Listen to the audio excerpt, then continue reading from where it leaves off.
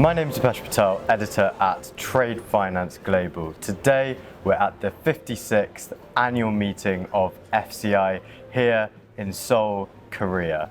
I'm delighted to be joined by Kai Fehr, Global Head of Trade and Supply Chain Finance at Standard Chartered Bank. Kai, welcome back to Trade Finance Talks TV. Thanks for having me. Thank you. So, quick introduction, who are you, where are you from, and what do you do? Yeah, perfect introduction already. So I look after the trade business, trade and working capital business for Standard Chartered, heading this business globally, 51 countries, and super excited to be here in Seoul. Thank you very much. So the theme of today's conference is Unlocking Global Prosperity, the Future of Trade Finance. What does that mean for you? And I particularly want to focus on the word prosperity. Very well. It's all about prosperity, isn't it? I think that's how we started here at the conference, clicking on the revenue wallets.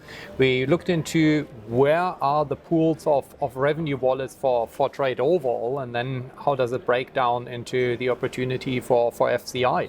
So it's a roughly give and take 50 billion revenue wallet overall in trade. And this breaks down into the regions. You have roughly 25 billion of this revenue pool sitting in Europe. You have 16 billion sitting in Asia.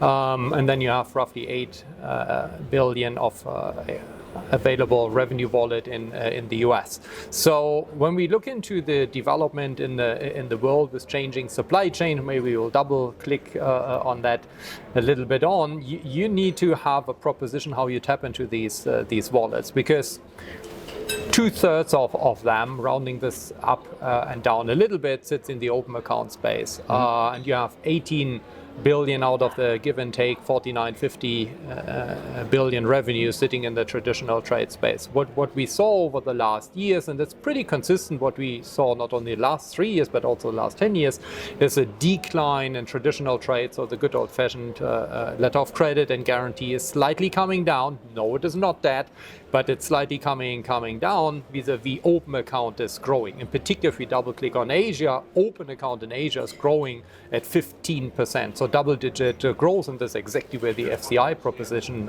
sits, tapping into that particular revenue wallet. So there is growth opportunity, but if we overlay this also against the current trade flows, which we saw declining last year, against the uplift this year, but we predict 2%, 3% growth in overall trade wallet. That means if you want to outperform as double digit, you need to steal market share. So teaming up with the community to build your proposition, that is what we are here to talk about at the FCI conference. So to summarize, approximately 50 billion is that revenue pool from trade finance. I think Standard Chartered probably represents about 2% of global trade finance volumes that you finance. Where exactly are those growth opportunities? What are the key markets? I mean, look, we're sat here in Korea today, so and I know a lot of the growth is around the ASEAN region. Yeah, definitely ASEAN region as well. Quite happy to be with the Standard Chartered proposition, because we sit right in the markets where we predict the growth to come. And if I say we predict the growth to come, it's essentially when we ask our clients, where are you investing, where do you see the new trends emerging? And we double clicked some time ago. I recall you and I discussing that, I think at Cybos. We talked about change in supply chain. So this trend is accelerating.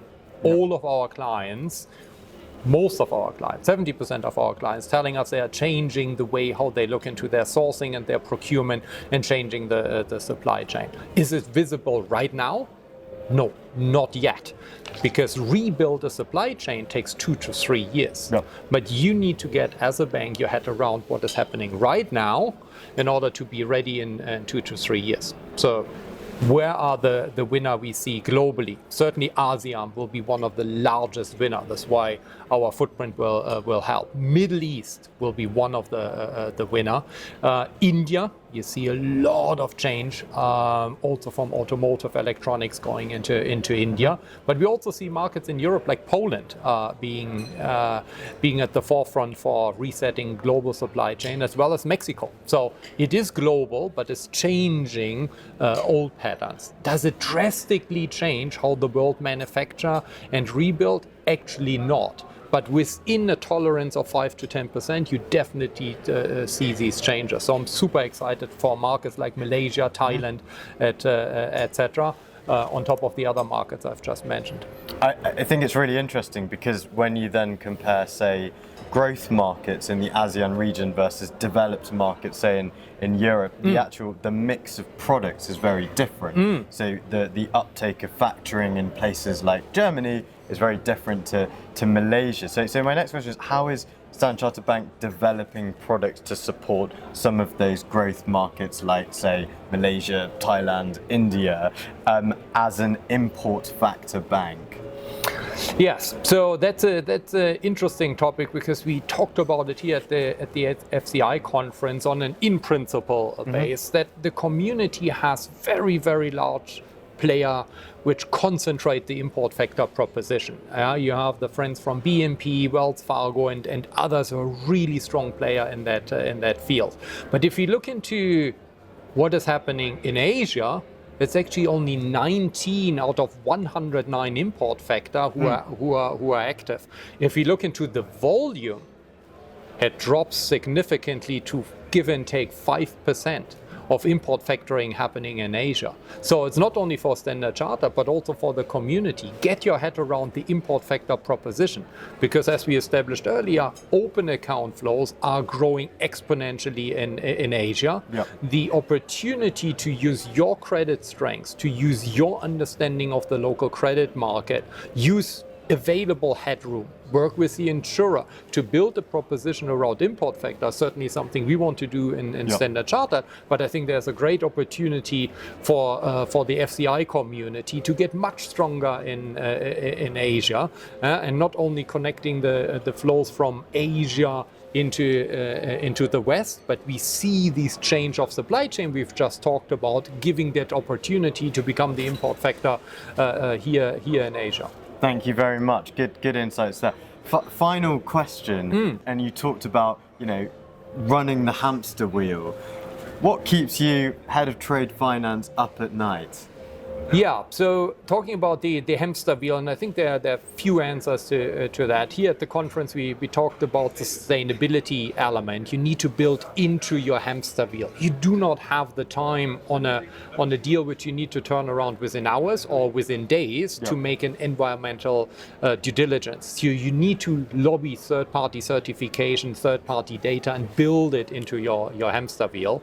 But the other area where we want to get our product scope right is using the digital front end for the ease of use. Yep. The hamster wheel only works if the client assesses your bank and the transaction flows through like a clockwork. And some banks got it better, some banks are still trying to build it into a seamless flow. And I'm really excited that in Standard Chartered we will soon be launching 3 new front ends from the receivable side, the supply chain side, and also invoice finance side, all over the next couple of months. You should check in with me in a few months' time. This is really state of the art front ends, and these are designed not by us. These are designed by our clients. They told us what good looks like. So to keep that hamster wheel up and running all the time, stability, but also the ease of use. Why do I need to click a couple of times to initiate a financing? Can't it be one click? And that is how we really started to simplify our proposition front to back. So really proud what we will soon bring to the table. Kai Fehr, thank you very much for joining me. Here we are at the 56th annual meeting of FCI in Seoul, Korea. Thank you. Thanks.